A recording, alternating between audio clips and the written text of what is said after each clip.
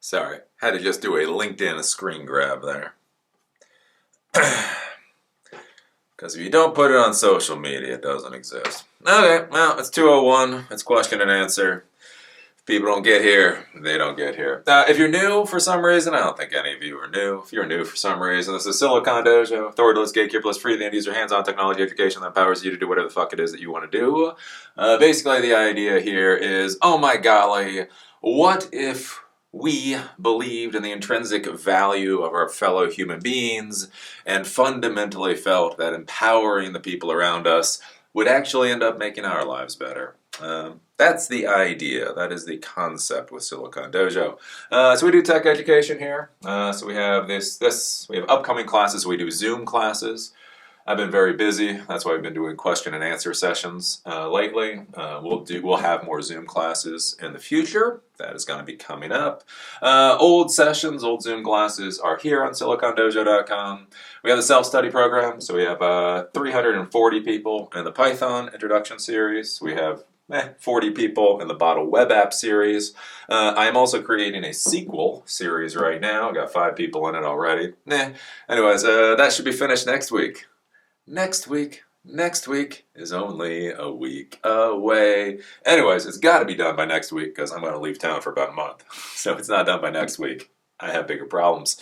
And then even when I am out of town, we do tech coaching, 30 minutes sessions, 1 p.m. to 5 p.m. every Monday. I sit down and talk with people. We generally get about 5 sessions in per day. That is booked out, I don't know, I guess for about a month. So that is one of the reasons I'm doing these question and answer sessions too, so I can answer your questions in a timely fashion. Because you can sign up. These are free. You can sign up today, but it'll probably be April before you actually get a session. Not my fault. I had somebody, they're like, Eli, your sign-up system is broken.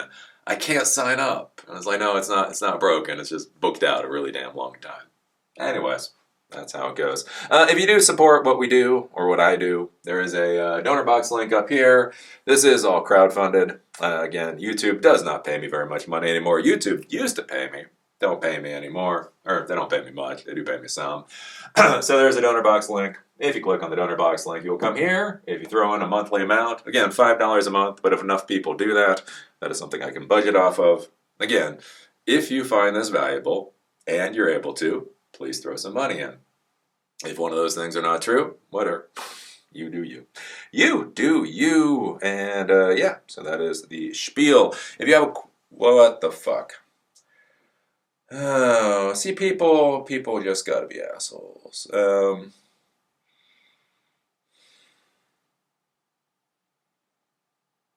Guys, remove. Well, cancel. Alright, so we're going to report. Yeah, I see the middle finger. Offensive, illegal, abusive.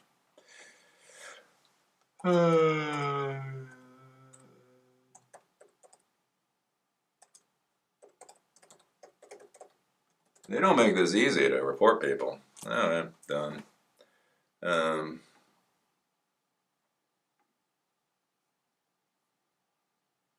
Anyways, I guess he's gone. So I would say sorry about that. Yeah, so we get people who put buttholes in their profiles and then give us the middle finger for some reason. Because, yeah, I mean, now Victor is doing it. I thought Victor was a good person. Anyways, bye, Victor. Report to Zoom. Don't report. We're just gonna get rid of you. Yeah, I don't know why people put it's like, hey, look, I'm gonna put a pornographic butthole in my avatar thing. That's gonna show you a pornographic butthole. I don't know. Oh God. So sad when I get put in my place by the alpha males. Alpha males be like, bam! Look at my butthole. Look at somebody else's butthole. Anyways, what are you going to do about it? I think that is one thing to think about for anybody. Wow, everybody's putting the buttholes in. Remove. Remove.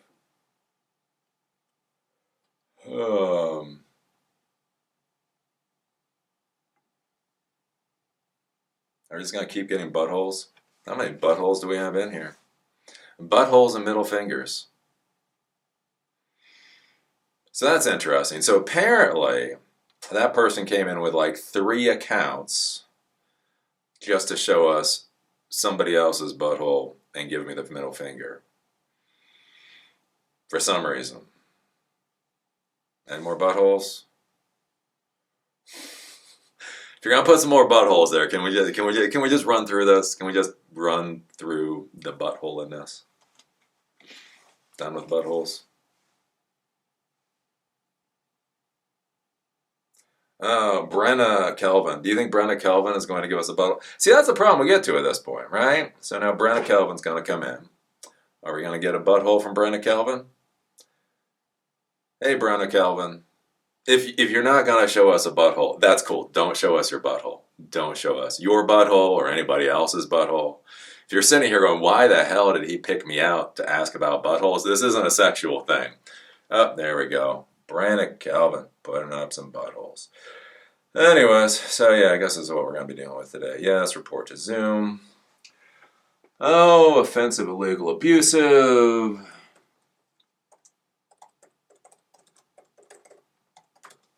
And I guess I just got to copy that. And we're going to submit. All right. So anyways, this is kind of like the internet world. And again, it's one of those things. Sean, I guess we're just going to keep blocking this person. Because that's a problem. Like, you don't know, are they real? Are they not real? So anyways, don't pay attention to me. Look at this beautiful face. Look at this beautiful face. Don't look at the buttholes. Don't see, that's the thing. Like, you go to the internet. Oh, yeah. Okay.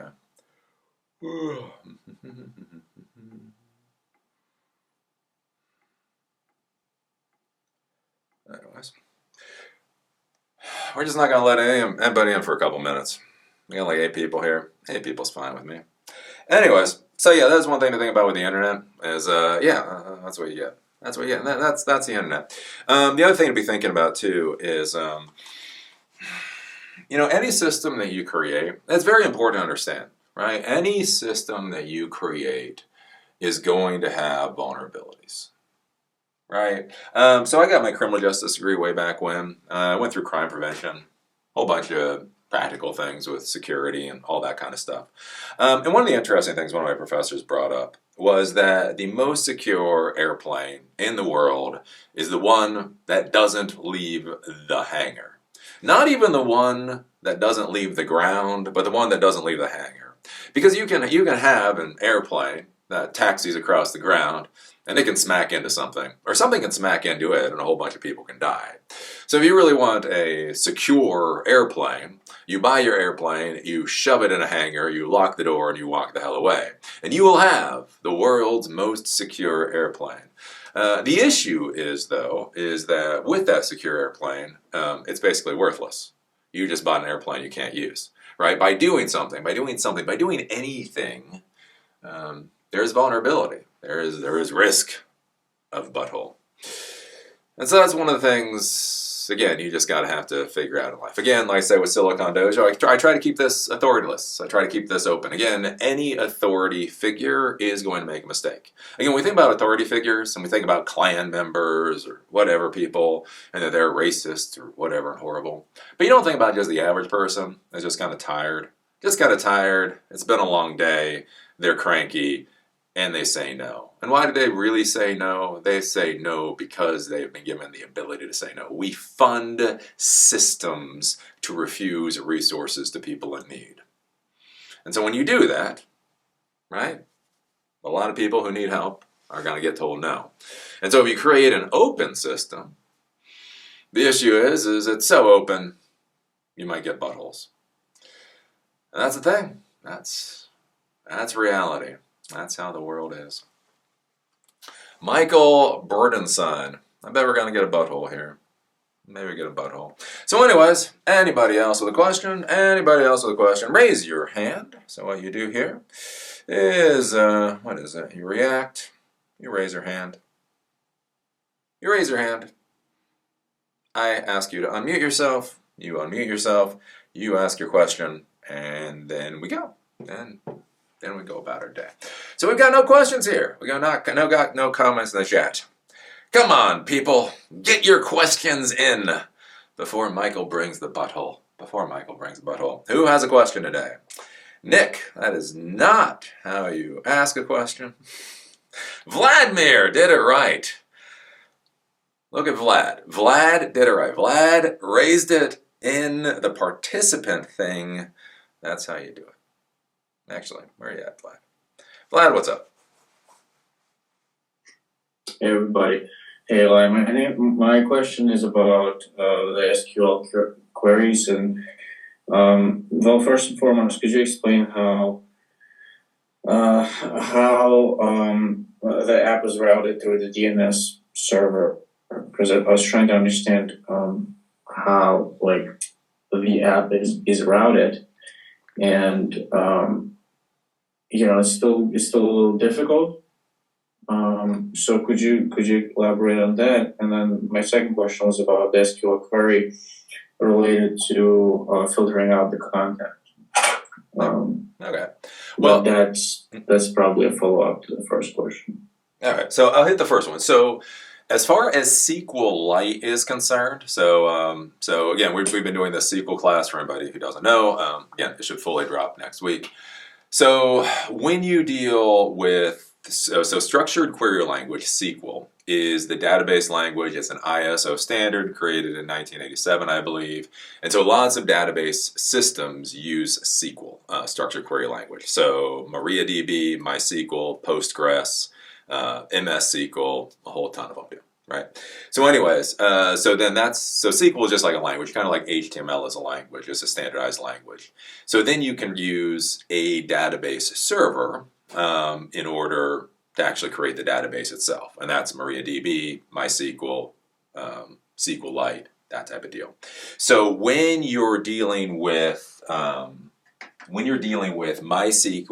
Postgres, that type of thing, generally what happens if you have good architecture, so if you have crappy architecture, DNS and routing doesn't matter. So basically you have Apache or Nginx on your server, and you also have MySQL, structured query language, server on your server. So therefore you have your Python script or whatever else. It's just communicating with the server, with the, again, server software that's already on your server.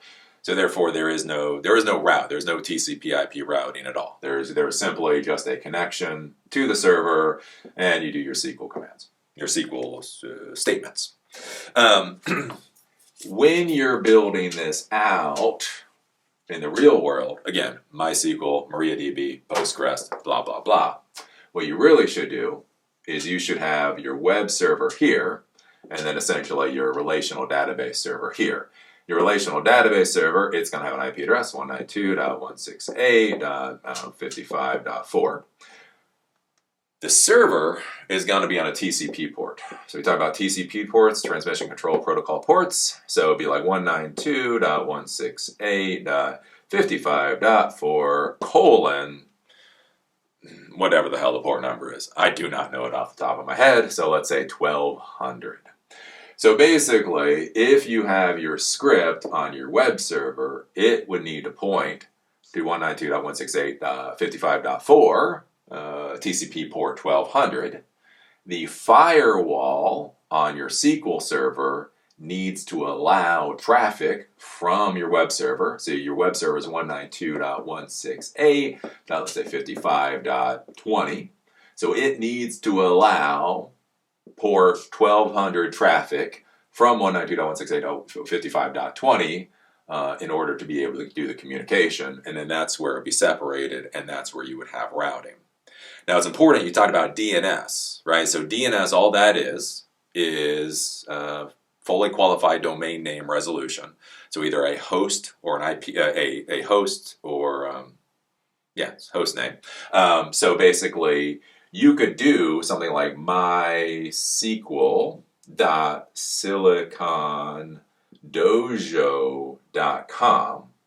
In your DNS server, you would map this to 192.168.55.4. So within your settings here, that's one of the things you do, like dynamic. So this can change, right? So if you point a DNS record to an IP address, the nice part is if this IP address needs to change for whatever reason, you can just modify it in the DNS record, and there you go. So that's where many times in your script you do point to DNS names instead of IP addresses, in case, again, for maintenance, improvements, scaling going into the future. So that's where the IP address and the ports come in, and that's where DNS comes in. And so this is what you would be doing for, if we get a butthole here, just, you can report them too. Everybody can report the buttholes. Anyways, so this is what you would do with MariaDB, MySQL, Postgres, blase, blase. Here's the thing. Again, what I love about SQLite. You don't have any of that. All that I just explained to you, yeah, forget it. It doesn't matter. SQLite is simply installed on your box. When you start using Python to interact with SQLite, you just use a module to do it. And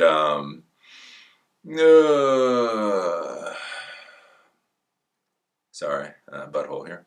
So you just use a module to do it, and there's no TCP/IP, there's no ports, there's none of that kind of thing. And so that's one of the reasons why I like SQLite. So again, if you're going into a production environment, one of those other database servers is something that you want, because you can create firewall rules, you can create privileges, you can actually have security directly within the database system itself. There's a whole bunch of stuff that goes along with it. But that's also a full class unto itself. That's one of the reasons I like it with SQLite, is it is just so stripped down. All you have to worry about is just the structured query language, and that's it. Oh, and Vlad, do not mute yourself, anybody, until we're done with the questions entirely. Yeah, no worries, but yeah, because I have to ask you to unmute yourself again. Okay, so that is SQLite and TCP and DNS. Does that make sense? Yeah, it does make sense. Cool. Okay, so the query then. What's going on with the query? Or the So with queries, it's just difficult to understand whether there's a way to filter out queries that go through the routing system that you just described. What So do you mean? sometimes that sort of just gets a lot of those queries that you're talking about. They're supposed to go through one mechanism, right? But if they go through the mechanism that you just described, it's unclear to me how would that lead to efficient filtering, I guess. I'm not really I'm not really ready with the question yet, so give me some time. I'm gonna analyze everything and then I'll get back to you with the second question. But thank you for your answer for the first one. Yeah. Okay. Yeah, I mean, with filtering, so like when you're doing search, so let's say you have a database table, got a million records, and you're trying to get a particular thing from those. That's all just done within SQL, structured query language. Select columns from table where, column is above conditional blah, or you use wildcard where column like blah. And so that's all done within structured query language. Theoretically, what you could do, this would be really fucking complicated. So SQLite, don't worry about it. You got one database, that's all you do. When you start dealing with real database servers, you actually start creating clusters. So if you use Internet as a service, so if you use AWS, if you use Azure, you're not going to be dealing with clusters. They've just got it all set up. But let's say you hate yourself in 2025 and you create a cluster. So the idea with this cluster is you have fault tolerance, redundancy, the whole 9 yards. If any one server fails, the other servers in the cluster are still up. Now here's the thing. When you have a cluster like this, the issue that you're going to go into is something called your replication strategy. So you've got these servers, and these are all individual servers with their own storage, their own drives, their own storage arrays, however the hell that's set up. So the problem is if somebody inserts a record, so inserting a record is adding a record to the database. The question then becomes is how does that record then get propagated everywhere else? Right? And so that's where with these servers, you'll hear things like master servers, you'll hear about read servers, you'll hear about write servers. There's all kinds of different servers here, right? And so the idea here is, let's say this is dedicated for reads, this one over here is dedicated for writes, you have a master server up here that can basically do everything. And so what you would do most likely is in your Python code, right? When you do an insert SQL statement, you would point the insert SQL statement to the write database server. So this has been optimized for the writes. When you do a select statement, you might point to the read database server. So that's been optimized for the reads. So the idea is all the writes are going to one server, or all the inserts go to one server for the inserts, and selects go to the other server for the selects, or a couple other servers for the selects. And that's where this disaster of infrastructure, again, starts getting designed out. And you got to figure out what you're doing here. For any size projects that you guys are doing, don't worry about this. Even, I mean, again, when you think about large in the modern world, because nowadays, I mean, the processing power, RAM, and storage, just size and speed is so massive. There is a big question how much a lot of this even matters anymore. So again, nowadays you can probably just have one server that you can just hammer the shit out of and you should be fine. But yeah, that's something to think about with the, again, filtering. That's not the right word. That's not quite what we're talking about. Again, like with filtering, that would be within the SQL statements themselves. But again, if you were trying to do like the reads or the writes or that type of thing, that's kind of like what you'd be looking at. Yep. Make sense? Yeah, it does. That's nice. Thanks. Yep. So it's pretty clear. It's pretty clear until you start actually typing it in and trying to actually assemble it on your PC. Yeah, I think it's pretty easy. Cool. All right. Any more questions then?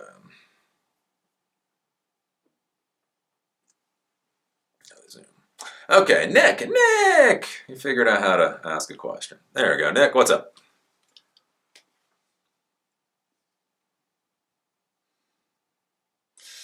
Are we gonna Can you hear me now? Yeah, I can hear you now. Oh, perfect. Yep. Yeah, I don't know. I'm just looking for some career advice, maybe. Sure. So,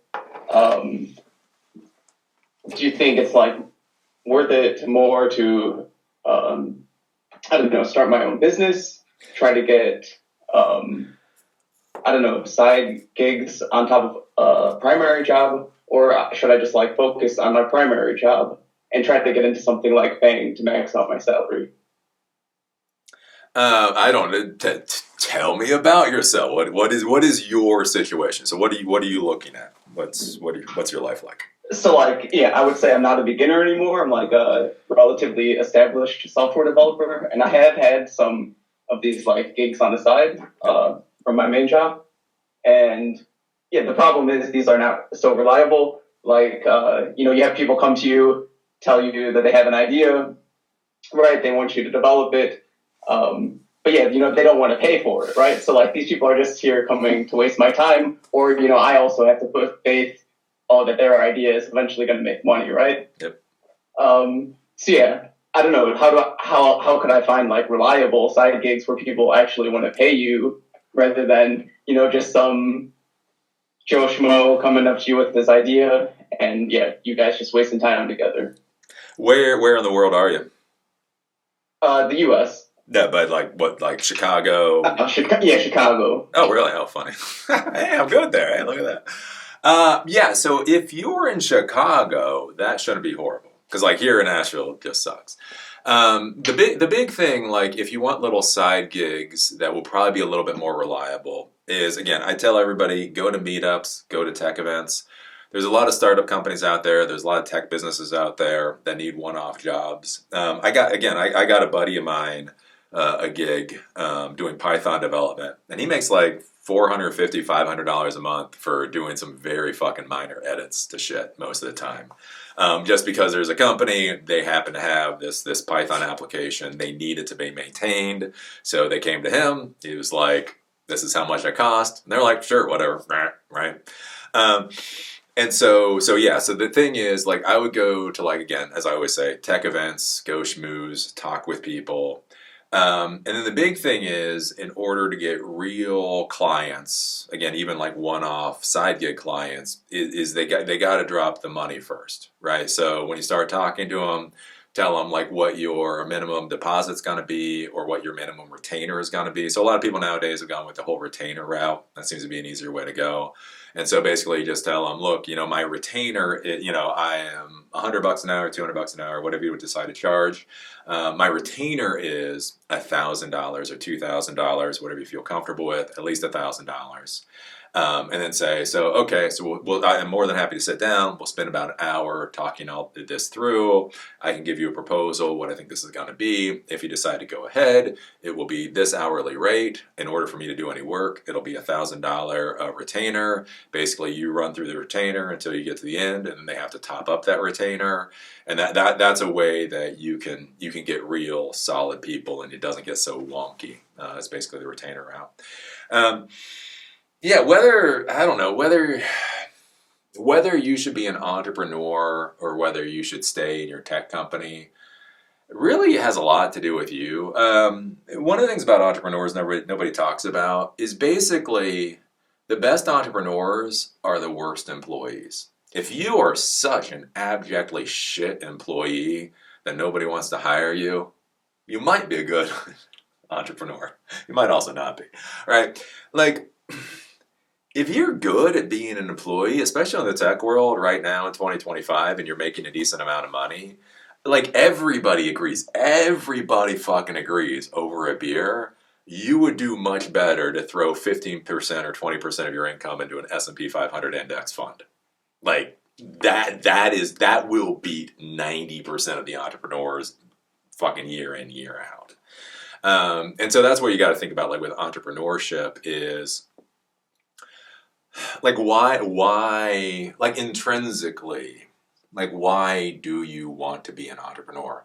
If you want to be an entrepreneur only for the money, then you better be pretty confident what you're doing is going to bring you a crap ton of money, right? So like back in the day for me, when I was in the corporate world and I wound up being a consultant, again, repairing computers. I mean, it was $150 to $200 of damn near all profit, basically to wipe viruses off of computers. And those computers were coming in all day long. And so even when I got job offers after that, it was just pointless. Like, oh, I'm going to go in for more stress and less money? That's stupid, right? Again, web design, web app development, if you go back into 2010 or 2012, there was just money pouring in. So again, if you were just money focused, that would be a way to go. In 2025,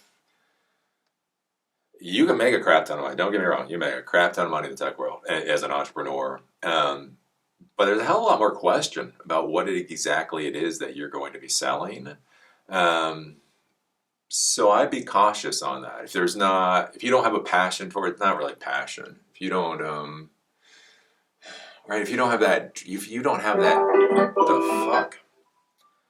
Whoever did that? Oh, it's Nick. Nick, you're the only one here. Vlad, let me mute Vlad. Hello? Did I didn't click anything. Something rang. I don't know who rang. Maybe it was Nick or it was Vlad or in. Anyways, so like if you have that real like need, like why do you want to be an entrepreneur? Again, like with me with Silicon Dojo, I was talking with somebody about this week. Is it goes back to that whole thing of like feeding the soul. Like again, I've had Africans from Africa thank me for what I do. Indians thank me for what like I've been everywhere from Amsterdam to Rome to Cancun to the middle of nowhere. Like literally, I was hiking halfway up a mountain once, and somebody fucking about faced and went, "Oh my God, you're Eli the computer guy." Took a picture with me. So like for me, that's that fulfills my soul. That fulfills me in a way that just a normal job just won't. And so that's one of the reasons I'm doing Silicon Dojo. And so that's where, again, it comes down to that whole thing of like you've got to face the spaghetti monster. You've got to face eternity. And just figure out what the hell you want. No right answer, no wrong answer. So what do you want? Right? And so that's the thing, like between entrepreneurship and staying with a normal company. As far as should you go for FANG? In 2025, I think I might stay the fuck away from FANG if it's me. Those are some batshit crazy motherfuckers at this point. Like they hired 20,000 people at the drop of a hat, and they're firing 20,000 people at a drop of a hat. Whether or not that's where I would go is a hell of a question. Again, because they hire so many people and because they have so much, like, headspace or what, it's just in the psyche so much. People think about, again, those major companies. But there are a lot of tech companies out there that also pay a crap ton of money. And you might be able to find a much better position in one of those where you just don't have to deal with the insanity. Again, like if you look at Mark Zuckerberg now, I would hate to be one of his employees. God knows what the hell they're supposed to do. Like literally, he came into this year of efficiency and decided he was going to fire 5% of the workforce. Again, after they hired 20,000 people, now he's going to fire 5% of the workforce. He literally stated that they're only going to fire the lowest performers. So basically he said, we're only going to fire low performers because we're not going to waste the time on trying to get them up to speed. Fine, his business. But then you have people that were hitting all their marks. They literally were hitting all of their marks, but now they're getting fired because he needs to find more people to fire. I mean, do you really want to work for FANG? I don't know. That's a question for you. I mean, they pay enough. So, like, if the salary is high enough, then that's, like, the risk that I would take that they fire me. But yeah, I mean, just a little more context about me. I graduated maybe, like, 8 or 9 years ago, and I had, a hard time getting into getting my first job in the software industry. So, like, I've had a stable job now for the last 7 years, and I mean, I see maybe it's like this YouTube algorithm that I got caught into, but then I see these people like, oh, I got fired. The tech industry is so hard to get into these days. All this garbage. So, like, am I next getting fired? I need to look out for myself, get something else, or like, it's a hard situation. Got to figure out what to do with my life. But yeah, thanks for the help. Yeah, no problem. I mean, and that's gonna be the other thing too, is just be careful switching jobs right now, because this is a major transitory time. And again, all these CEOs are just lemmings. They just follow everybody else. Again, when George Floyd happened, again, none of the tech companies would shut up about DEI. And now that Trump got elected, they're all shutting up about DEI, right? That's what they do, just what they do. And so, like, I would be concerned just specifically right now, like, if you have a good, solid job that you're pretty confident with, I would be concerned about jumping ship just because you might jump ship into complete and utter chaos. I did that once. So the first, like, real corporate job that I had, it was incredibly stressful, it was incredibly stupid, the whole 9 yards. I actually got a job offer from Ernst & Young, which was going to be, it's going to be beautiful. So Ernst & Young owned a law firm, or they were buying a law firm. Anyways, it was just going to be a cakewalk. It was going to be like 2 of us for this high-end law firm. So the law firm could buy whatever they wanted. It was just going to be great. And then literally after I put in my notice for the company I was with, so I could jump over, there was an SEC investigation like against Ernst and Young because they weren't sure they wanted money company or Ernst and Young does like advisory services, so they weren't sure SEC wanted Ernst and Young to own an accounting or a law firm for whatever reason, and so literally Ernst and Young just put a kibosh on that whole process, and so my job offer just disappeared after I had already put in my notice, and so that's just something that can happen in the real world. So yeah, do be careful with that. Cool. Okay, I'll mute Nick, and we'll lower Nick's hand. There we go. Okay, got 2 questions. We're doing this pretty good. This is how question and answer sessions work. Okay, who else has a question? Here we go. Hong got a question.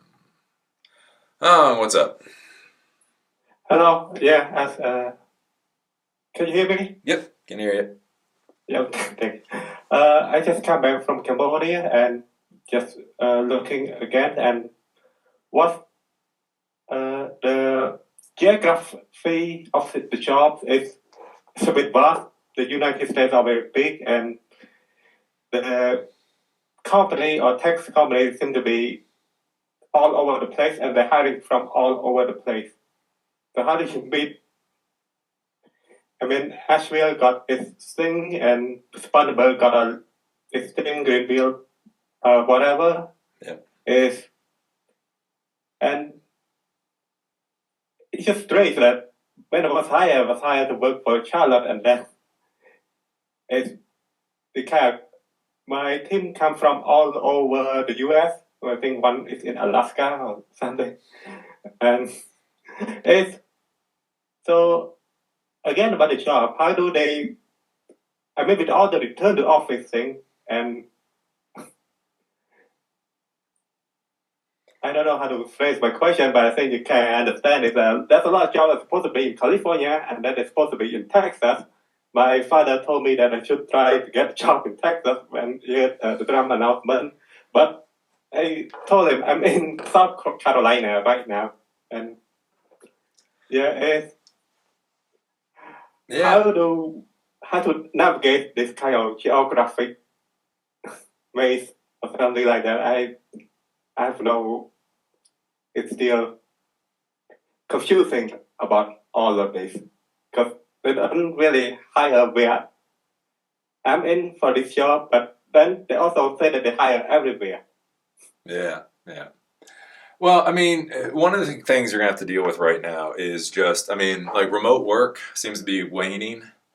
Again, it's kind of like the whole George Floyd thing. George Floyd, DEI, and remote work was a big deal all the way up until it wasn't. And so a lot of these companies are killing remote work regardless. And so one of the things you have to be thinking about is, again, like what, again, you've got to, again, I tell you all, you got to come to face your own spaghetti monster. You got to figure out what the hell you want to do in life. Like what do you want to do in life, and make sure you're qualified to do that. And then from there, then you figure out geographically who's hiring for those types of positions. Like why, and that's what you have to be thinking about. Like why would a specific geographic area be valuable to you? So again, I live in Asheville right now. My wife and I, next week, we're going to Miami for a month. And if it works out well, which hopefully it will, we'll probably be moving there sometime this year. And so one of the things, like for me, looking at it is like, why is Miami valuable over Asheville? Asheville is a small town. They don't care about their tech scene here. We have a weird thing going on. It's relatively difficult to get to, and it's incredibly expensive. Right, so we have a house. We bought it here for a reasonable price about 4 years ago. Just with what all started this is we were just looking to move to a different house, and now to move to a different house here in 4 years, it's now to the point where it'd be $1.2 million at a 6.5% interest rate, which is just it's just redonkulous, right? And so that's one of the reasons why we're looking at Miami is even South Beach. South Beach might actually be cheaper. I say cost competitive, might actually be cheaper in many ways than Asheville is at this point. You got 7 million people there instead of 90,000. You have an international airport that has direct flights from damn near everywhere. And it has a tech scene, an art scene, and things that I enjoy. And so that's where it's like, so why move to Miami? So you got 7 million people, you've got a tech scene, you've got an international airport, there's hostels. So like on South Beach, there's actually hostels for $20 a night. So if I do like a week-long program, again, for the poor people, again, because that's what I care about, again, if you can pay for the Ritz, pay for the Ritz. But if you don't have much money, you can spend $20 a night at a hostel and still get educated, right? And so it's like, it's all of those points that come together, like for me, that are making us think about Miami plus a few additional just personal things. And so that's kind of like what you have to be thinking about, like with you and your career, is what the hell do you want in life? What do you like? What? And again, don't tell me. I mean, it's what you got to ask yourself, look in the mirror, and then following where that leads you, right? So if you like IoT, if you like devices type stuff, the Midwest is actually big. St. Louis has IoT things. Ohio, anyway, that Lucky Palmer business is putting $2 billion into a factory in order to mass produce, fucking turn, cruise missiles into something McDonald's can make. So it's like the Midwest, like IoT stuff is big in the Midwest. Again, you're in Charlotte. Charlotte's big for money stuff, again, data, we talk about things like databases and that type of thing, right? Basically making sure everybody's money goes in the proper account, dealt with properly. There's different locations around the country that focus on different things. Again, San Francisco or whatever, that's kind of like the startup world. If you are a rock star, maybe go to San Francisco. For most of us, don't, right? And so that's where you have to figure out what you want to do in life. You have to figure out what you're willing to do in life. That's an important thing. Not airy-fairy horse shit. Not drinking a beer. No, seriously, what are you willing to do in life? And then just start doing the research on then what areas of the country actually focus on that. So like Texas, right? So if your father says move to Texas, right? Texas doesn't mean a damn thing. Texas is big. Texas is big and empty. Right? So it's like kind of thinking about it, like even if you're going to move to Texas, right? So Texas economy is growing. The cost of living there is still actually pretty reasonable. Taxes are pretty good, the whole 9 yards. So if you start thinking about Texas, what does that mean? Would I go to Austin? Again, not if I'm not a rock star, because Austin has gotten very expensive, and a lot of the tech companies there, again, the Googles, the Facebooks, those of the world, do you think you can actually get a job at one of those places? From the people that I know, Houston, again, if I was kind of like middle of the road tech, wasn't really quite sure what I want to do, Houston has a lot of stuff going on, is affordable, traffic sucks, but whatever. And that's kind of like one of those things to kind of consider. So yeah, I mean, you just kind of figure out, what are you up to? What do you want to do? I don't know. What opportunities are you willing to accept? Yeah. Yeah. Second question. Yep.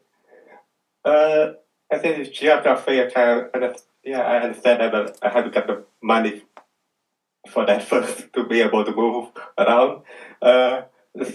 And yeah, I actually prefer to walkable area much more than the job opportunity. Yeah. But that's aside. I was right now. I want to ask about a different subject. Is the gig economy or whatever? Because I basically still looking for work, and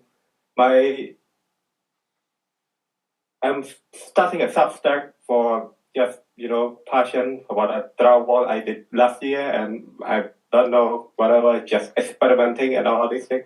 And I was wondering about all of the sort of content creator economy. I seen a different kind of style in Cambodia, where they have their administrator in the US or the friend take the money and they spend spend the cost of living over there. They live in Cambodia, but all the money is taken from the US. I Yeah. wish I have that kind of network, but I haven't known anyone who done that yet. I just heard from my people over there.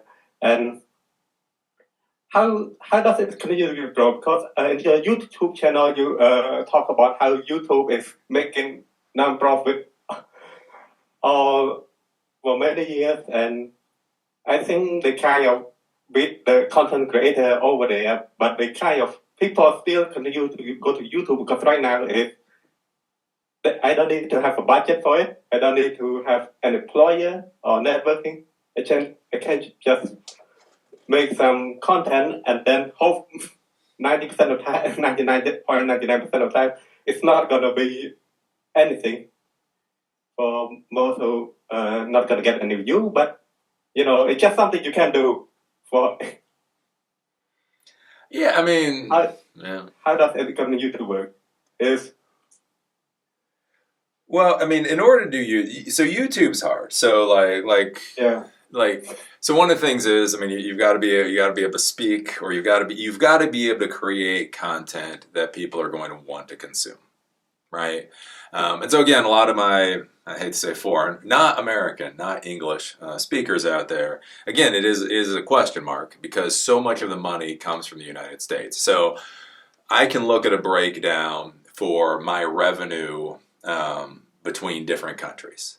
And like, I shit you not, it's like $15 per CPM in the United States and like 50 cents per CPM in India, right? So however the hell it works, the money is coming out. Even Australia and Europe doesn't match the same CPMs.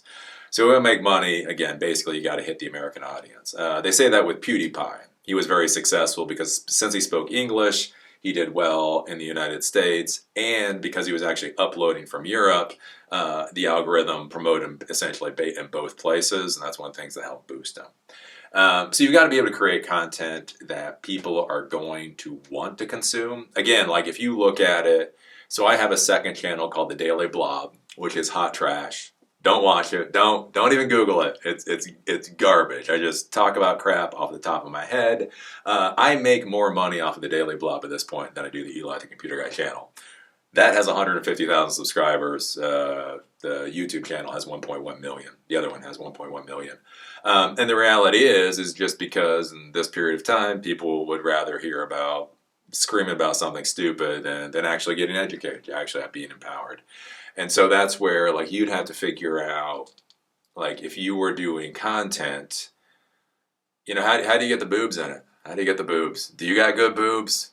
Do you have a girlfriend that got good boobs? Like what are you gonna put in that content so people are gonna like not just watch one of those things, but watch 50 of those things? And then again for time. So once you get monetized, the time thing isn't so significant, but even just to get monetized, you have to get 4,000 hours of views in a year before they'll even allow you to monetize. And so again, that's so short videos, like, oh, I'll do a short video, which is fine, but if I watch 50 short videos, that's 50 minutes. How do you get that time expanded out? And so that's where like with now, you could be financially successful with YouTube 10 years ago by just putting up a camera and doing something rather stupid. Nowadays, even what looks like the low effort channel, it's amazing how much effort goes into what looks like low effort channels at this point. And so that's where is it something you can do? Yeah. But I don't know. I was actually talk about YouTube but I kind of want to understand about how this continue on because let's say Substack they asking for donation every like $5 or Patreon or whatever, and I think the people who are established is already like use it or they have a long time viewers on it. And I actually watch the Daily Vlog channel. It's keep on what's going on over here and all this stuff, and with all the layoffs that have been going on for about 3 years now in the United States, and I mean, I want to talk about the entire economy of it, rather than just for me personally, because I honestly think I'm not going to be able to do that every making content as a professional. It's much more hobby than hopefully able to get paid. I mean, if you just Yeah, want, I want to ask about the economy. Just how many people how long does it continue about that? oh, the creator economy. I mean, the creator economy is here. I mean, the creator economy will be here for 50 years. All this. It's like, yeah. I mean, basically, all the creator economy is we had gatekeepers before. So if you wanted to be a writer before, if you want to be a commentator, if you want to do classes before, right? So if you go back 20 years, if I wanted to teach technology, even if people wanted to learn from me, I would still have to go to a university. I'd still have to beg for a job. They would charge people a crap ton of money. Only 20 people would be allowed in the class at a time. And again, that was that whole gatekeeper thing. If you wanted to write newspaper articles, you'd have to be hired by a newspaper. But the thing was, there was a lot of people out there that wanted to do the work, and there was a lot of demand. There was a lot of demand for that type of work. It was just the systems in place were just so bloody expensive. Again, you go to 2025 now, and these these systems are just dirt cheap. Again, like if you look at Wix, so right now I pay about $12 a month for Wix just through some quirks. But even if I had to even if I had to put a lot of money down for Wix, like their top tier, platform is $160 a month. So at $160 a month, I have unlimited users. I also get unlimited storage. So if I wanted to upload videos directly to Wix's system, I could do that. Like everything I need to run a content business, completely divorced off of YouTube, I can now just drop $160 a month for, and I get more than I know what to do with. That's why I don't have that particular plan. And so that's where you look at like going into the future, like content platforms will simply be here because there's a lot of people that are interested in a specific niche. Again, one of my old employees was Albanian, and he ran an Albanian music video website. And he actually made significant money from it. It was a real moneymaker back in the day. And I was talking with him one day. I was like, "What?" Like, because he was focusing on the Albanian diaspora after the disaster that happened over there. And I was like, I mean, how many, like, what percentage of the population are fucking Albanian? And he told me, it was like, well, yeah, it's like 0.0001% of the American population is Albanian. But in pure numbers, it comes out to about 300,000 people. So 300,000 homesick Albanians, they want to sit down after a day of work and watch some Albanian music videos. His site was the one to go to. And so we actually made some money. So like with you, like thinking about like what your expertise is. So if you're a Cambodian that's come to the United States and is figuring out how our system works, again, how many Cambodians just are there in the world? And how many Cambodians are in the United States? On a percentage, it might be relatively small. But on an absolute number, it may be significant. And out of those people, some of them might be willing to pay $10 a month. Like, hey, I'm in Cambodia. I'm thinking about going to the United States. Oh, there's this person who has a Substack with 100 articles about their experience being a Cambodian in the United States, good, bad, ugly, whatever. And it's like, okay, let me read about their lived experience, not the postcard, not the pretty video with the sexy girls. Let's hear about a normal Cambodian that went to the United States and what was that like, right?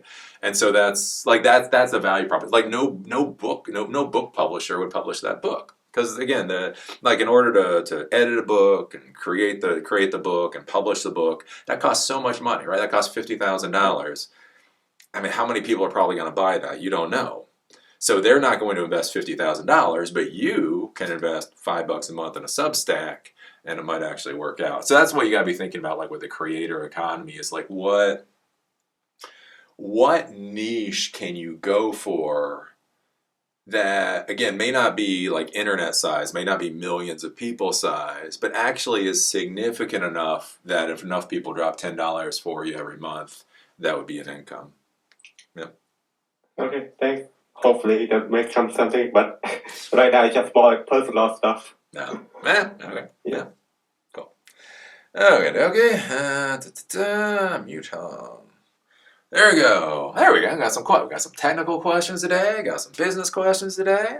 Doing good on the questions. Next question. Sean, Robbie. Who else got a question?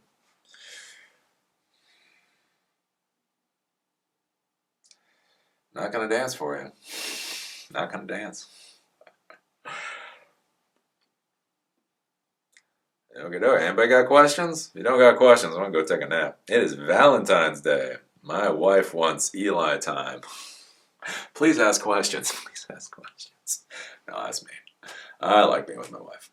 Anyways, questions?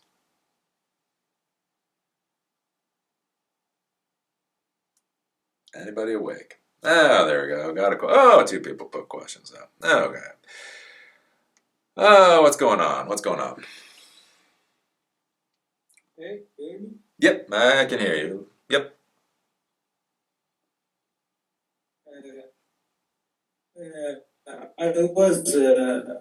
I'm from Morocco. First, You are breaking I up was though. working in a factory work, and then I quit. I'm in Morocco. I was in a factory work, and I quit. Okay. So you're in Morocco, you're in Really? a factory, you quit. Yep, yeah, you're breaking up. Now I can hear you. Yep. I could hear you. Well, design business. Crap. You're breaking up, man. I want to start my own design business, You want to start a small business? and in the first stage of, you hear me? You broke up. Why don't you type it in the chat thing and I'll answer for you? Because it's like when you're here, but it Okay, keeps okay. breaking up. Yeah. Okay. Cool. All right. We will wait for his question in the chat stream. Vlad, do you have another question?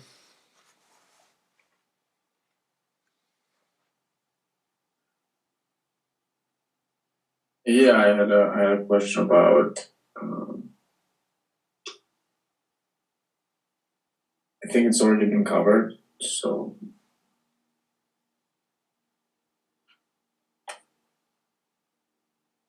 Sorry. Okay, no worries. No worries. Okay. Anybody else got a question until Mohin can type his out?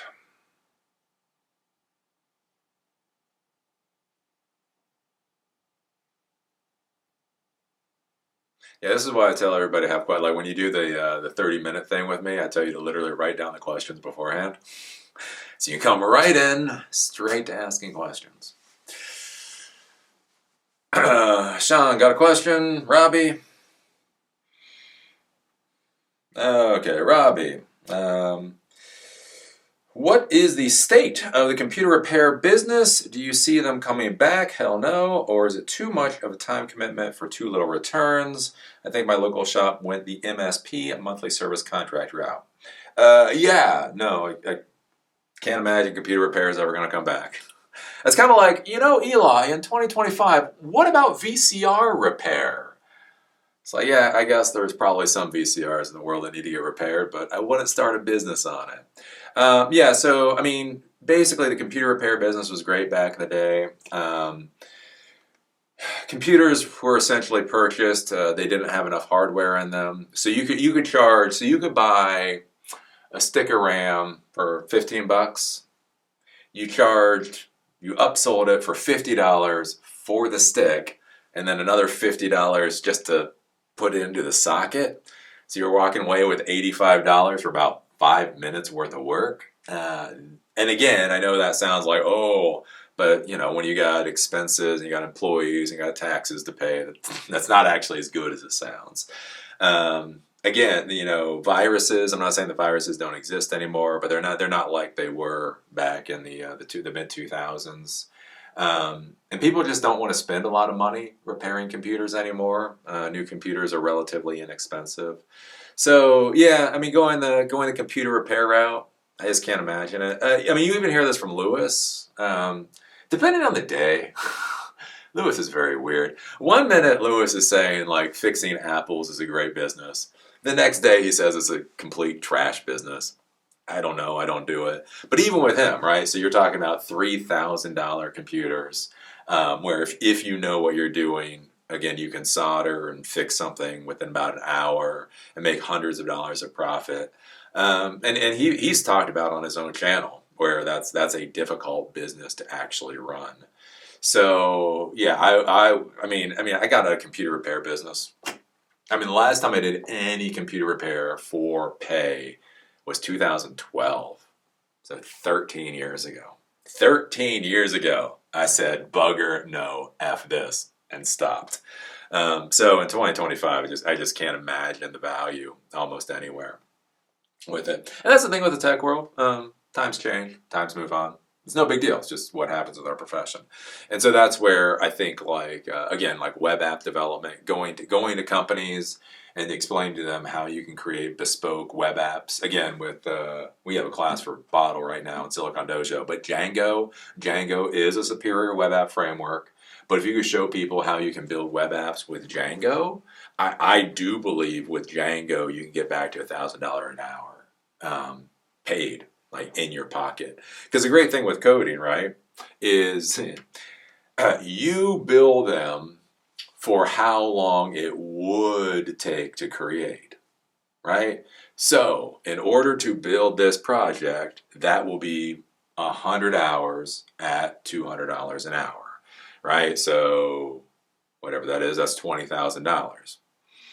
What you don't tell your customer is you've already built this type of project 5 other times. So what you're really going to do is you're going to copy and paste the last project you did. You're going to slap a new color scheme on it, tweak a couple of things, again, in order to make it bespoke for them, and hand it to them after about 5 hours worth of work. And that's how it works. And that's how it works. And again, the big thing to be thinking about, I know a lot of people, oh, that's whatever, unethical or some horse crap. Again, remember, crap costs money, mortgage costs money, insurance costs money. But basically, that what you do is you go to the customer, and the real thing that you're selling to the customer is what value is this to you?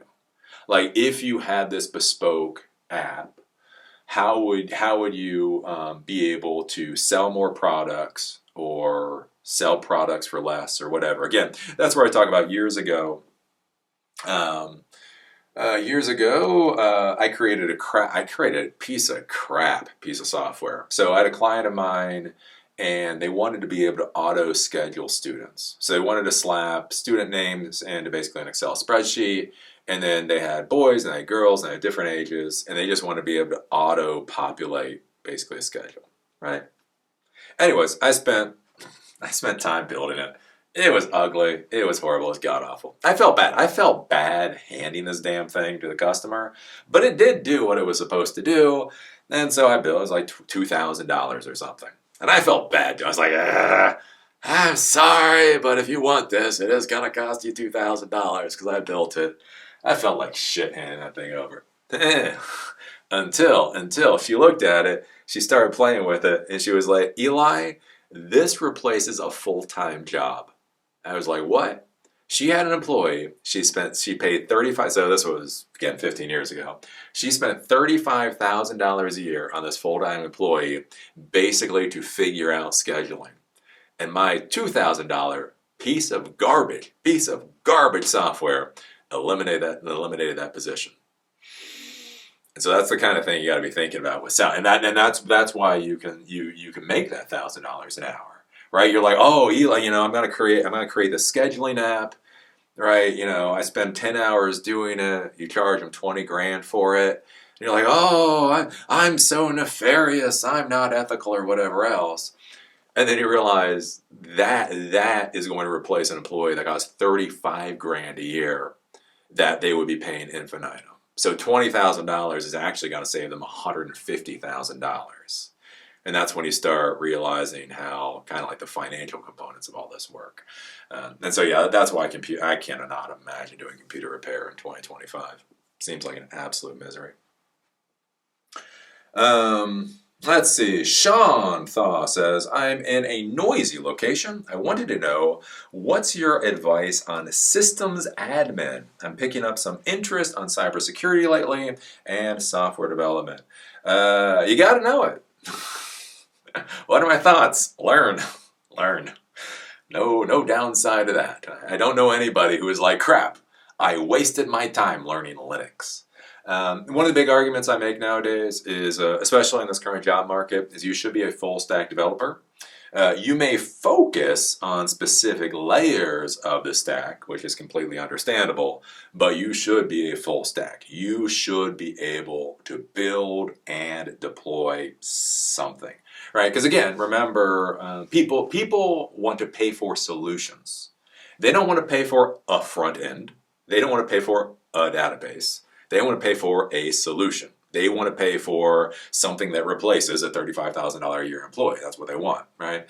And so learning systems administration is just something that you have to know, again, for that full stack development. If you go back to, the Bottle, right? The Bottle web app framework, right? At the end of this, there's a very, very sucky class. It takes us an hour to go through, where I show you how to deploy your Bottle web app up to DigitalOcean, right? So you have Python and you use Bottle in order to create your little web app. But then once you have your web app, you got to deploy that thing somewhere. And so in order to deploy it, you have to spin up a Linux server. On that Linux server, you have to install Nginx, plus all the Python and all that kind of stuff. Beyond that, you then have to create a service. So you have to set up a service that'll trigger Gunicorn in order to fire off your Bottle web app. You have to set that up so that it'll restart itself and a whole bunch of this other stuff. You then have to have Nginx that then points to that service if somebody comes in through the default connection or whatever. And then that's how you're able to deploy the full app, right? So again, you need to know security, read, write, execute type of thing. You need to know the commands. You need to know how to be able to navigate through a file system, right? So yeah, you need to know how to do system administration.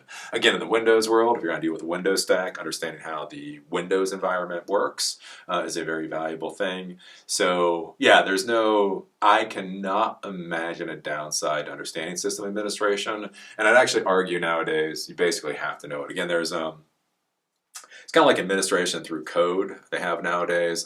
So like with Docker, there's something called YAML, markup language, something. Why a markup language? Anyways, basically it's for auto configuring servers. So depending on whatever platform you're using, you can create this YAML file, and that YAML file the thing will actually read through it and will properly configure servers for you. So yeah, no downside to system admin. Learn it. And with software development, again, they all go kind of hand in hand. Again, because that's one of the important things too. Again, like when we use the Bottle web app framework, once we start doing some more complicated things. So Python, right? Again, you never want to reinvent the wheel. And one of the cool things, like with Python or any of these backend languages, is they can communicate directly with the operating system. So instead of you trying to figure out how in Python to ping a server, let's say, what you can do is you can simply run the ping command on the operating system, get the response back, and then parse that text response. So you can have Python fire off Nmap. So Nmap does network mapping. You can have it fire off ping. You can have it fire off FTP. All those kind of operating system commands, you can literally essentially run the operating system from your Python script. And so your Python script now gains all the value, all the power of any command line utility. So any command line utility that's already been created, you can have your Python script interacting with that. And so now your project now has all of that relatively connected to it. So yeah, no downside to system administration. Oh, let's see here. Nick, I know Django. Where can I get this $1,000 an hour job? It's not a job. It's not a job. It's being an entrepreneur. That's where you go out and you schmooze with people, and they say what their problem is. And you go, huh? I think I can solve that problem for $10,000. And they go, would you do it for $9? You say, sure. For you, I'll do it for $9. And then you go home and you do some copy and pasting, and 5 hours later, the project's done, and then you let it sit and gather a little dust, because that's how the customer knows you spent a lot of time working on it. And contact them about a week and a half later and say, hey, yeah, I've been working hard on this project. I think we've gotten into a place that you're interested in. Let me show it to you and we can make some final tweaks. Again, it's the game you got to play. It's a game you got to play as the entrepreneur. Is it stupid? Yes. But it's a system we got. It's a system we got. So yeah, if you want to make $1,000 now, that's what you do as an entrepreneur. Again, you go in there, like, it was hilarious. And again, you got to be careful with money. So when I was shutting down my business, one of the things I thought about is being like a virtual CIO. And so what I was thinking about at the time, we might be getting a butthole. Just warning, we might be getting a butthole. I'm admitting somebody. At the time, I had my business, I had my 9 employees, all 9 yards. So it's like, okay, I'll shut that down. And then what if I was a virtual CIO? So this has become more popular now. It wasn't quite so popular back then. And, I'll charge $250 an hour. So I'll charge $250 an hour as a virtual CIO. I'll come up with the plans. I'll come up with the procedures, all those types of things. And then I can manage cheaper technicians, right? You can have somebody like, I'll come up with the security procedures for your company, and then you can have a much cheaper technician actually implement those security procedures. And what was sadly hilarious, is I was talking to one of my clients about this, thinking $250 an hour, not $450 an hour, just $250 an hour. And he was like, I would never pay $250 an hour. And he just gave me so much shit. He just would not stop giving me shit, which was hilarious because he had been my client for like 2 years. And I had billed him $900 an hour many times. The difference was I had provided projects to him. He had greenlit the project, and then I had completed the project. So he did not see what my hourly rate in there was. Like, my hourly rate was $100 an hour, and my markup was $1.5 gazillion. And again, that's kind of a weird thing you got to think about with entrepreneurship is, how do you get the money out? And again, do not lie. To be clear, when I talk about this, we talk about morals and ethics. Do not lie. Under promise, over deliver. Make sure you understand what the requirements are. Don't get them into a position where it's going to be a shit show, right? Again, as I used to tell my employees, as a professional, your job is to answer the questions the customer does not know to ask. It's like you sit there and you have the interview or whatever, and then when you're done, you then go through the 20 questions they should have asked, but they didn't know enough to ask, and you answer all those questions, right? You do all of that. This is a completely above board, but it's completely above board at $20,000. Is this worth $20,000 to you, or $10,000, or $5,000, or $100,000? And that's where you go through the whole rigmarole. Let's see here. Sean, thank you. Recently heard of Nix, but haven't used it, but I have used Docker. NixOS. I don't click on things because I don't want to get hacked. I don't know about NixOS. Might be good, might be bad. One of the things for you guys, again, if you're asking me questions, go with standardized stuff. When you become the Michelangelo of the computer world, you can go and play with weird side projects. I see that a lot with new people, is they go out there and they become masters in crap nobody cares about. And they're like, people would care about it if they understood. And you're like, yeah, but they don't understand, they don't know, so they're not going to hire you for it. Go learn something everybody knows, right? So yeah, that's one of the things to think about. Be careful about spending a lot of time learning something nobody's going to care about. Okay, there we go. Questions. Doing the question dance. Okay. Here we go. The question from before. I quit my factory at in the same time Silicon Dojo went online. I'm in Morocco. I want to start a solo freelance web design business, but following your classes, I get the big picture from you about the full stack web app staff, but it's hard here to get a job with good salary for a beginner. Should I go the route of full stack and looking for a remote job, or go to my first idea, knock business doors for building websites? What should you do? I don't know. What do you feel good about doing? This is always weird. Eli, what should I do? Oh, golly. Look at the weather. Do you need a cup of coffee? I need a cup of coffee. Why don't I go have a cup of coffee?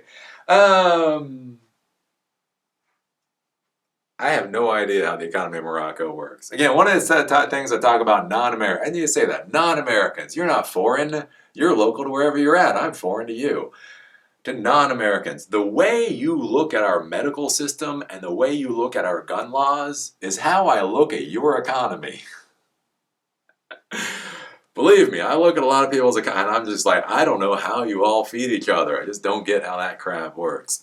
So I don't know how the economy of Morocco works. And again, you get weird. Different places around the world get very bizarre about a lot of stuff. Again, like here in the United States, we relish failure, right? Failure makes a man out of you, right? If you're 40 years old and you haven't fucking face planted a few times, that just shows how pathetic you are.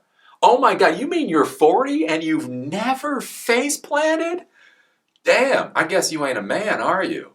Because a real man would have gone out there, would have tried. Sometimes when you try, you fail, right? Again, you get some of the Asian countries, you get some of those Asian folks out there, and failure, oh my God, that's like the end of your life. Like what? Maybe it explains a few things geopolitically. But yeah, that's like, there's like this weird stuff in the world, right? How do different businesses work? In general, again, if I'm here in the United States and I was going to be doing things, I'd knock on doors. Here in the US, I'd knock on doors. Because you'd be surprised how much people are willing to pay. Again, it's shocking how much people are willing to pay. Well, here in the US, again, I don't know about Morocco. There's a lot of work out there. Again, I don't know what town you are. Again, if you're in a large city, if you're in no. Anyways. I don't know my Moroccan geography. If you're in a large city in Morocco, right, it might be pretty easy to get a lot of clients. Again, if you're in a small city, it might be like the Asheville of Morocco, might be a little bit more difficult. I don't see any downside to knocking on doors and seeing what people are interested in. Again, one of the big things to realize about being a consultant is many people require a lot less than you're expecting. Like there's this idea, like to become a consultant, I have to be an expert. It's garbage, man. The problems you'll solve are so freaking stupid. So stupid, it's ridiculous, right? And that's one of the things you find. Like you think, you're gonna get this level problem. And again, so many of the problems are like way the hell down here. But people are willing to pay for it. And so anyways, going out there and knocking on doors and seeing what people are actually interested in, I don't see a downside in that at all. Again, looking for a remote job. Again, there's also looking. I mean, there's no downside to that. But are you going to get a remote job in this market? So you stopped working in the factory, and you're taking Silicon Dojo classes, and we've only got so many classes. Again, hopefully, like 2 years from now, we'll have like 20 of these series. We've only got so many right now. And this doesn't teach you everything. This doesn't teach you nearly everything. This teaches you barely anything. Right here, these three classes here. Again, this is a 47-part series. This is a 30-some-part series. This is going to be a 20-some-part series. Right, taking these will take you like 2 weeks to go through. And that's like 0 level. you're not even in the 101s learning these classes. This is just getting you up to being able to understand what's going on. So getting a remote job off of this, that's a hard. I would not want to do that road. Be difficult. You can try, obviously you can try. I would be looking for, again, trying to find any kind of local jobs, any place where you get like local experience. Because that's the thing, if you're around people, it's a lot easier to hire a new person that's going to be physically where people are at. Because if there's not work to do, you can take out the damn trash. If there's not work to do, you can answer the phone. Right? There's all this extraneous crap that has to be done in an office. So again, if you're the intern level, right, or that junior level, if I don't feel comfortable with you doing some tech work, I can have you go do some garbage work. I'm getting value. You still got a job. It's all good. Again, remote work, like the value of a remote noob has to be so far below zero. I don't even know how to measure it. Right? Because think about that. Like I remember back when I had my store, and I'd have people that come in, and they got their A pluses. And again, I haven't had my store since 2009, right? Anyways, they had their A pluses, and they're like, Eli, I really respect you. I got my A plus. I'm willing to work for free. And then I look at the load of work we had, and it was like, dude, you're too expensive. Man, free is too expensive. I never took any one of them because they're worthless to me. Again, a brand new A plus, who the care? Because when you're brand new, you're not going to know what to do. You don't understand what's going on. The employees that I'm paying an actual salary will have to take their time and energy just to answer your stupid questions.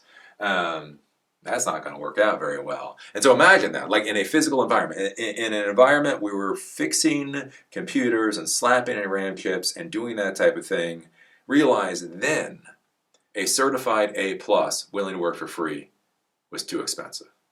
And now think of 2025. You're sitting there learning, going through my classes, which is great, but they are what they are. And now you want to get that level of job essentially in a remote world? Man, you'd have to pay me 30 grand a year to take you.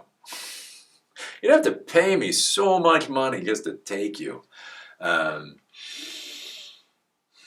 I don't know. That seems like a squirrely way to go. Again, you can do like Upwork. Again, Upwork, that whole gig thing.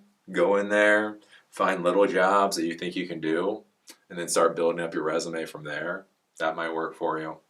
But yeah, knock on doors, I think, is your best bet. I would say if you're here in the United States, I don't know, Morocco, or then like I say the gig work.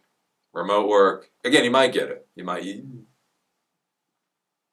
I'm wrong sometimes. I wouldn't want to do it though. So anyways, hope that answers some questions. Fur says, I think the first thing is to solve a problem people need to solve. Question, will that be a good start? Well, the first thing for all of you is to start solving problems that you have. That was the nice part back in there with computer repairs, is computers are basically computers. So that's one of the things I told people, is go fix your grandma's computer. Right? So if your grandma's computer is acting quirky as hell, it's got viruses and all that crap. The great thing back in the day was like Windows is Windows and Intel is Intel and computers are computers. So if you fix your grandma's computer, that's basically the same experience as fixing a CEO's computer. And so that's what I used to tell people is like go out and find the problems like really like right around you. So fix your grandma's computer, fix your computer, fix your parents' computer, fix anybody's computer. Basically just do it for free or however much, and that gets you experience. Again, back with like web development, when websites became a bigger thing, as I told people, again, build a website for your business. Build a website for a club that you're a member of. Build a website for your church, synagogue, temple, blah. Build websites for nonprofit organizations. Because if you build a website for a nonprofit organization, it's still HTML and CSS and PHP or whatever. It's going to be the same crap that you're going to use when people are paying you thousands of dollars an hour, right? It gives you this experience. So now with coding, again, that's one of the reasons why Bottle Web App Framework is the second series of classes that I created. Is this allows you to actually start building web apps. Again, I need to teach you some more stuff to create more complicated web apps. But this is the kind of thing for you to be thinking about, is build your own blogging platform. Build your own work order system.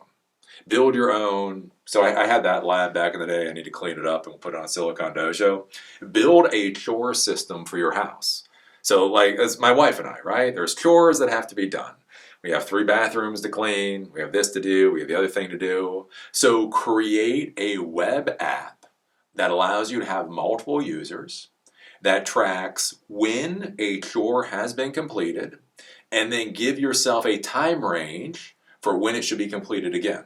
So the house should be vacuumed every 7 days.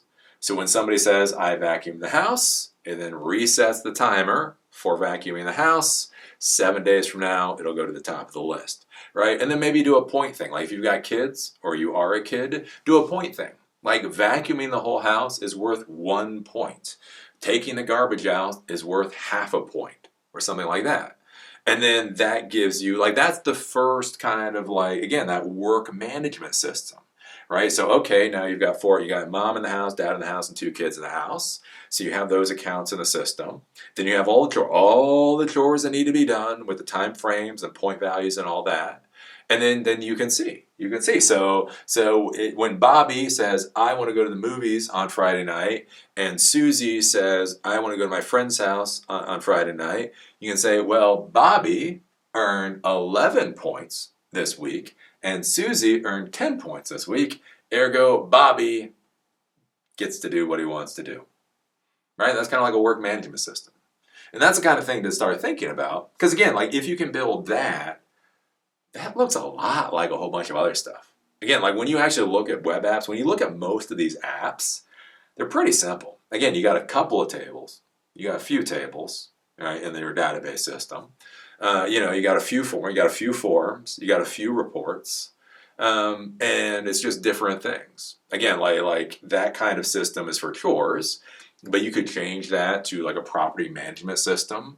Again, somebody's able to put little work orders in, and you can route it to different technicians. Again, you can create that as a work order system for an auto shop or something like that. Then you can build things onto it. You could add, Twilio SMS messaging. You can add email messaging, right? So anyways, yeah, build things that solve problems you either have or fuck it, problems that you're like, I don't know. I can solve that problem, right? And then just go from there. Let's see here. I worked remote works. You need having a skill that no local people can take. I mean, having knowledge of a proprietary or legacy system skill. You can have low-level jobs like call center. Basically you have to be valuable enough to get that remote job.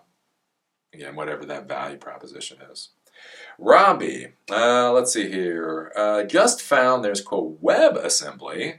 Didn't even know that existed. Half the battle seems to be knowing what tools exist. Do you have any WebAssembly in your web app dev course, or is it another tech rabbit hole? WebAssembly. What is WebAssembly again? I come across WebAssembly every once in a while, and I'm like, oh, WebAssembly. It's kind of like first downs in football. I figure out what it is, and then I forget. WebAssembly is a binary instruction format for a stack-based virtual machine. WASM is designed as a portable compilation target for programming languages, enabling deployment on the web for clients and server applications. Yep, there you go. That's WebAssembly. If you want to use WebAssembly, use it. What is WebAssembly? A type of code that can be run in modern web browsers. It is low-level assembly like language with compact binary format. Okay, yeah, I'm starting to remember why I learn about it every once in a while, then I forget about it every once in a while. If you have a use for WebAssembly, learn WebAssembly. If you don't have a use for WebAssembly, I don't know. Maybe not learn WebAssembly. Let's see. Vlad had a question, then I'll get to Hong. Vlad, you still have a question? No question anymore. Yeah, I actually had a question also about the WebAssembly. Oh, all right. Yeah, I don't know much about WebAssembly. Ask me about that in first downs in football. You'll get about the same answer. Yeah, don't know. Thanks. Yep. Alright, let's see. Mute Vlad. Unmute Han. What's up, Han? So about all this education, and I kind of want to know about university because I got a bachelor degree in a different field, and then I got a associate degree in a different field, but it's closely related. And then I go to boot camp, I got my first job. But when you look at the resume, when you send a resume, I think people take a look at it and about the bachelor degree, they kind of one particular field like computer science or something like that. But most of education, at least with text education, I kind of work by watching some people like you or just particularly each technology for each use case. Like if you want to build a web app, you go to Bottom framework or Flask or something like that. It's that you want to learn Python, you search the internet and look and learn Python. And my question is related to about the university. That's about 4 years, and every time I look at the full course, they go back to the foundation, which is way way below a lot of use cases. It's kind of much more. Our field is a lot, several layers above it, and the cost is about how do people justify the cost right now for because a lot, and I'm not sure if I can understand. It's kind of most of what we're learning in technology is by doing on the job. It's not, Yeah. but school is required to get the job. You know, Yeah. Well, I mean, but that's why I mean a lot of people are deciding not to go to university. Again, a lot of people aren't justifying it anymore. And the other thing you have to think about is like again, where are you at in your career? Doesn't make sense. So I used to be much more against university. If you followed me, so since 2000, I started doing live talk show in 2012 with the Daily Blob to basically do this kind of thing on a daily basis. And so yeah, back in 2012, I shit on university hard. I just crapped on college all day long. The thing is, from my perspective, college seemed like a complete waste of time. I mean, I got into the military, I did get my college degree, I went through boot camps, I got experience. And so the reality was, like, as a tech professional, as a late 20-year-old or early 30-year-old, you could learn what you needed to learn in order to be a technology professional without going $100,000 into debt or whatever. The issue that I ran into is talking with you folks, again, because that's one thing to think about, like with mentors and advisors. Are they giving you advice based off of your situation, or are they giving you advice based off of what's going on in their head? And so the thing is, talking with a lot of you folks, is what I realized is so many people that wanted to get into the technology field, when I asked them what they wanted to do, they basically said computers.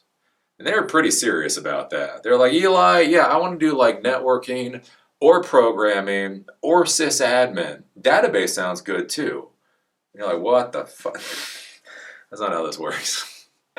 And so that's what I realized with universities, especially for a lot of young people, is it's a good experience to get them to learn a lot about a lot of things. Like the actual technical credentials they come out with, sadly, are not good enough, right? They're not great. The language you're going to learn, like they're still teaching Java in 2025, which doesn't make a lot of sense. Like learning Java probably doesn't make a lot of sense, but learning a programming language, learning databases, learning as a new person, right? You've never dealt with architecture before, you're getting a class in architecture. You've never really dealt with computers before, you're getting a class in computers. Are all those classes slightly better than horse crap? Yeah, but they are better. And it gives you 4 years to go through. And again, especially if you go to a real university. Again, I argue for a lot of new people, don't go to online universities, don't do that Western governor horse crap. Because by going to like a real state school, they also have they have career centers. They should have a career center to help you get things like internships. The university itself will have, they'll need a rack servers. They'll have help desk positions. And so over 4 years, it takes somebody who was 18 years old who want to do computers. It gets them a lot more well-rounded. They have a better idea of what the tech field is like. Hopefully, they get some experience along the way. And so, even if they're not great when they come out of 4 years, which is sad, but it's true, at least they're on the path to get there, right? And then you can go to the boot camp or whatever else. So, if you're already saying you've already got an associate's degree, you've already got a bachelor's degree, you've already got a boot camp, unless there is some technical specialization you need at university, no, I can't understand. I don't know why you would go there. Again, like if you wanted to go into engineering, so like medical and engineering university actually makes sense. So if you want to go into mechanical engineering or electrical engineering or something like that, going back to college, it would suck, but that would actually make a lot of sense. Going back for a comp sci degree or an IS degree or something like that probably wouldn't. And so your best bet is again, like, are you putting stuff onto GitHub? Or like, are you asking me about jobs? And then when was the last time you put anything onto GitHub at all? And that's the thing, is you've got to be working and getting that experience by hook or by crook, either by helping friends out, getting side jobs, side gigs, creating your own little projects and putting those onto GitHub. Yeah, that's what'll move you ahead. Yeah, thank you. Yeah. Cool. But yeah, that's one thing too. Like I get that with a lot of folks is, how do I get a job or whatever. And again, especially if you want to be a coder, GitHub. Again, I tell you go to events so you can schmooze with people, you can meet people. But then when you give them the resume, they're going to go to your GitHub. Like they all go to your GitHub. Recruiters go to your GitHub. CIOs go to your GitHub. Anybody that's going to be hiring you is going to go to your GitHub. If you don't have anything on GitHub in 2025, what are you doing here? What are you doing here? It's just how it is. That's just how it is. Oh, let's see here. Robbie, I'm just always trying to run things faster, sometimes to a fault. Yeah, WebAssembly might be fine. Just don't play with WebAssembly. I went to university when it was affordable. Now it just is not worth it unless it's med school, dentistry, or law school. Something will not make you obsolete after you get your diploma and a bunch of debt to pay. Yeah. I mean, back when I got my degree, it wasn't too bad. I mean, my whole degree, I don't know. My whole degree cost sub $20,000. And I worked the entire time. But the other thing, too, to think about with these degrees is we get a lot of people that cry nowadays. Get a lot of people who cry nowadays because they want this thing that I'm not sure really ever existed. Again, when I went through school, right? Again, the military that I served in, that I got injured in, they help pay for school. You can sign up for the military, maybe. I worked almost the entire time when I was going through college. I went to an associate's degree program, so I went through a transfer program. So, and at AACC, right, Anne Arundel Community College, actually a great community college.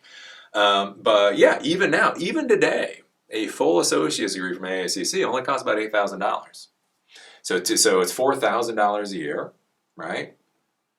So by hook or by crook, come up with $4,000 a year. And then you go to a state school, and that gets a little bit more expensive. But one of the things to be thinking about, we talk about the insane cost of schools, is if you want to go to an out-of-state school and you want to have like the sorority or fraternity experience where you're getting drunk all day and partying, and you just take out student loans and you don't really do much work, you're going to come out with $100,000 worth of debt.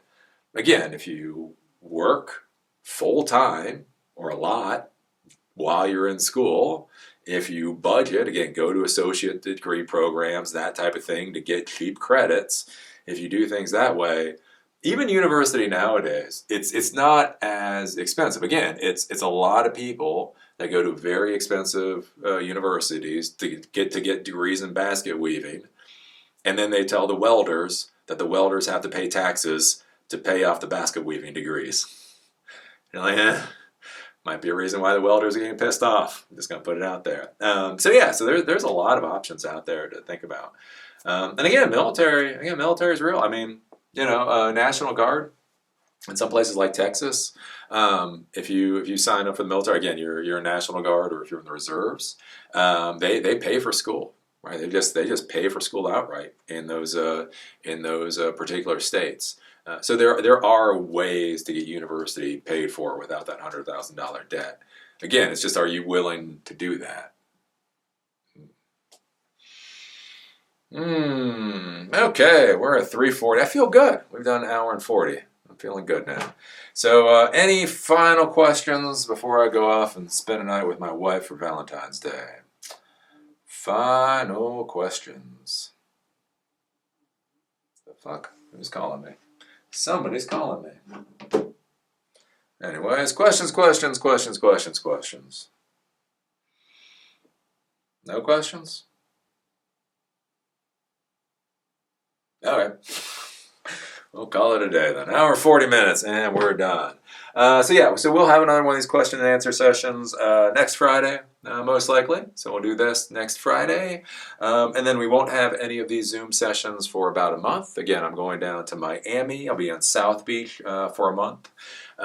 If you're in Miami, I'll be there. There's a founders run. So apparently they have a run club just for startup founders in Miami. That sounds cool. There's a Wynwood Tech Happy Hour. I'll be there. Apparently that goes on every week.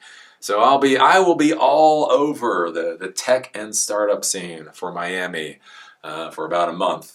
So if you're down there, I will be down there. I will see you. That's all I gotta say. Hopefully SQLite class will be done next week. So with that, I'll call it a day. See y'all later.